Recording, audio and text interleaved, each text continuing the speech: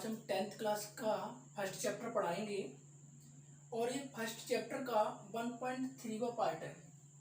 ठीक है, 1.3 में जाना, उसमें देखना क्वेश्चन इरेशनल नंबर वाले दिए होंगे। ठीक है, तो सबसे पहले आपको पढ़ना है कि prove that √2 is irrational number. देखो, √2 रैशनल नंबर के बारे में आ सकता है क्वेश्चन, देखना उसी में 1.3 में √2, √3, √5 और √7, माने एक क्वेश्चन से हम 4 क्वेश्चन सॉल्व कर सकते हैं। √2 वाला आता है, कभी कभी √3 वाला पूछा जाता है, तो कभी √5 वाला पूछा जाता है, तो कभी √7 वाला पूछा जाता है। हम √2 वाला अभी पढ़ेंगे, उससे हम √3 भी कर सकते हैं, √5 भी कर सकते हैं और √7 वाला भी क्वेश्चन को कर सकते हैं। सबसे पहले आपको देखना है कि let us assume the contrary that √2 is rational number. सबसे पहले मैंने √2 को एक रैशनल नंबर माना है। क्या किया है? √2 को एक रैशनल नंबर माना है, लेट किया है मैंने। तो देखो, सबसे पहले इरेशनल नंबर को प्रूव करके बताना है, लेकिन मैंने माना क्या है? Rational number. क्या माना है? देखो इधर रैशनल नंबर माना है। सबसे पहले आपको यही करना है कि √2 दिया है तो √2 को रैशनल नंबर मान लेंगे, और √3 होता तो √3 को रैशनल नंबर मानते, और √5 होता तो √5 लिख देते। ओके, अब रैशनल नंबर के बारे में मैंने 9th क्लास में पढ़ाया था तुम्हें, कि मैंने रैशनल नंबर के बारे में 9th क्लास में बताया था, ऐसे नंबर जिन्हें हम P/Q के फॉर्म में लिख सकते हैं वे सभी रैशनल नंबर कहलाते हैं। अब देखते हैं उसके बारे में। देखो, मैंने P/Q के बराबर में क्या माना है? √2। क्यों माना? क्योंकि मैंने यहाँ पर रैशनल नंबर लेट किया है, और रैशनल नंबर हमेशा किस फॉर्म में होता है? P/Q के फॉर्म में होता है, इसलिए मैंने √2 के बराबर में P/Q माना है। अब देखो, बगल में मैंने क्या लिखा है? P एंड Q आर को प्राइम नंबर। को प्राइम नंबर क्या होता है सर? तो देखते हैं। ऐसे नंबर, देखो जैसे मैंने 3,5 लिखा इधर, तो देखो इन दोनों के फैक्टर करके देखेंगे क्या कुछ कॉमन मिलेगा? कुछ भी कॉमन नहीं मिलेगा, केवल इनमें 1 कॉमन मिलेगा। क्या होगा? इन दोनों का फैक्टर क्या होगा? 1। तो ऐसे नंबर जिनके फैक्टर क्या हो? 1, ऐसे दो नंबर जिनके फैक्टर क्या हो? 1, वे नंबर क्या कहलाते हैं? को प्राइम नंबर। जैसे 3 और 5, सर 2 और 7, कोई बोले सर 5 और 7, ऐसे को प्राइम नंबर होते हैं। ठीक है, इसके बारे में और अच्छे तरीके से आगे बताएंगे। ठीक है, अब देखो मैंने क्रॉस मल्टीप्लाई किया है। क्या किया है मैंने? क्रॉस मल्टीप्लाई, इसका इधर, तो √2 का मल्टीप्लाई इधर करेंगे तो क्या हो जाएगा? √2 multiply Q is equal to बराबर क्या हो गया? P। अब क्या करना है इसमें? Squaring both sides. मैंने क्या कर दिया? दोनों तरफ स्क्वायर कर दिया। देखो, इसके √2 Q पर क्या लगा दिया? स्क्वायर। इधर P पे क्या लगा दिया? स्क्वायर लगा दिया। अब बताओ, √2 का स्क्वायर क्या होता है? 2। मैंने 9th में बताया था, √2 का स्क्वायर क्या होता है? 2। √3 का स्क्वायर क्या होगा? √3 का स्क्वायर क्या होगा? 3। √5 का स्क्वायर क्या होगा? 5। √7 का स्क्वायर क्या होगा? 7। इसी प्रकार देखो, √2 का स्क्वायर क्या होगा? 2। √2 का स्क्वायर क्या होगा? 2। और Q का स्क्वायर क्या होगा? Q square is equal to P का स्क्वायर क्या होगा? P square. यहाँ पे एक थ्योरम्स लगी है, इस थ्योरम्स को हम अभी बताएंगे, अगले वीडियो में इसके बारे में समझाएंगे। तो अभी थोड़ा इसके बारे में बताते हैं। इधर देखो, P square is divisible by 2, माने P स्क्वायर 2 से क्या है? डिविजिबल है। इसलिए देखो, P स्क्वायर किससे डिविजिबल है? 2 से। सर P स्क्वायर 2 से डिविजिबल है, यदि हम 3 वाला क्वेश्चन करेंगे तो P स्क्वायर किससे डिविजिबल है? 3 से। सर यदि हम 5 वाला क्वेश्चन करेंगे तो पी स्क्वायर डिविजिबल किससे हो जाएगा 5 से। और ये बात समझ में ठीक है।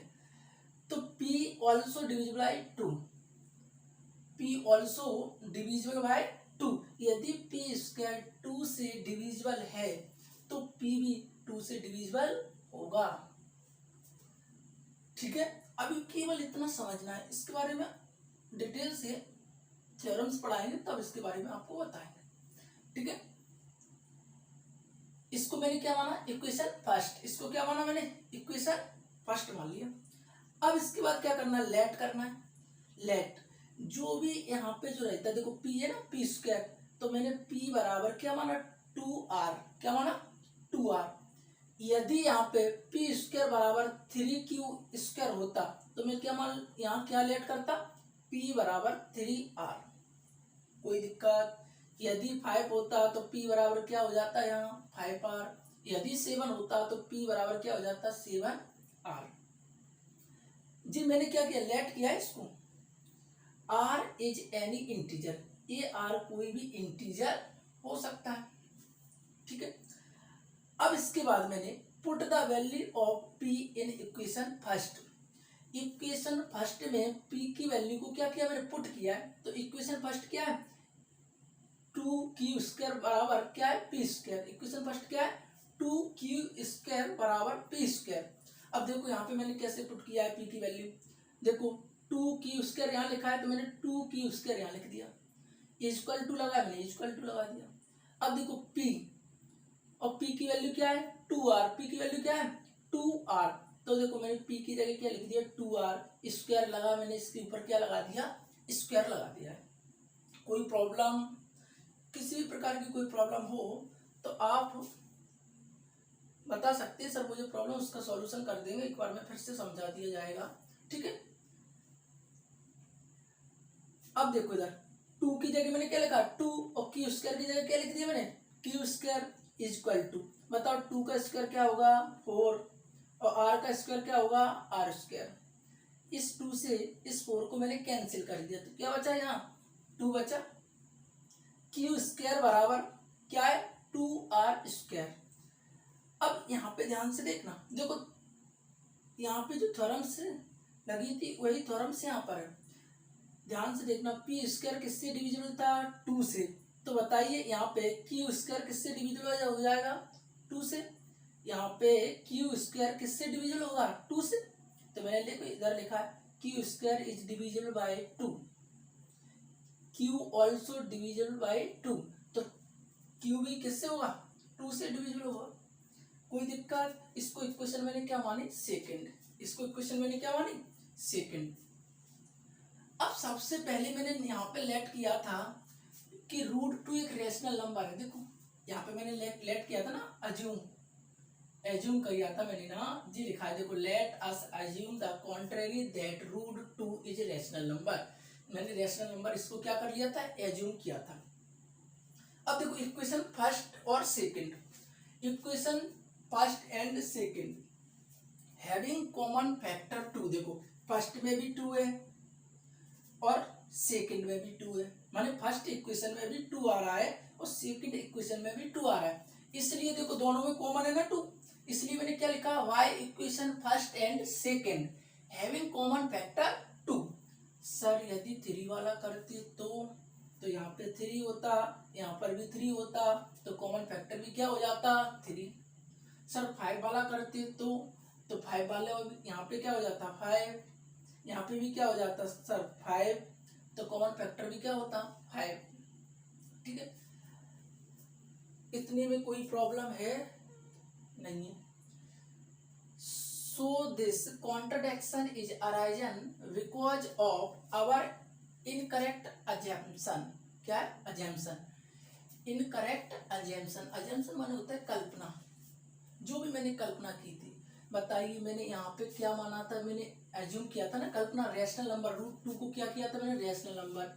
बताइए यहाँ पे हमारी जो भी मैंने अजम्पशन किया था वो हमारा क्या हो गया इनकरेक्ट, क्या हो गया इनकरेक्ट, इसलिए मैंने लिखा है जो हमारे कॉन्ट्रडिक्शन किया था, मैंने कॉन्ट्रडिक्शन किया था वो हमारा क्या हो गया इनकरेक्ट हो गया, क्या हो गया इनकरेक्ट। इसलिए इनकरेक्ट हुआ है और मैंने रेशनल माना है, तो बताइए इनकरेक्ट है, तो therefore root two is rational number. क्या हो जाएगा? Rational number. क्या हो जाएगा? Rational number. बताइए इतने में कोई प्रॉब्लम हो तो बताइए, कुछ नहीं करना है। इस लैंग्वेज इस तरीके से 4 क्वेश्चन हो सकते हैं, √2 वाला, √3 वाला, √5 वाला, √7 वाला, कुछ भी नहीं, बस इस लैंग्वेज को एक बार याद करना है। इसको याद करके √2 वाले में भी यही लिखेंगे, √3 वाले में भी यही लिखेंगे, √5 वाले में भी यही लिखेंगे, √7 वाले में भी यही लिखेंगे। डाउट किसी प्रकार का कोई भी हो तो आप व्हाट्सएप के माध्यम से मुझे बता सकते हैं। मुझे इस क्वेश्चन में सर यहाँ पे डाउट आ रहा है तो मैं वहां से क्लियर कर दूंगा। ठीक है,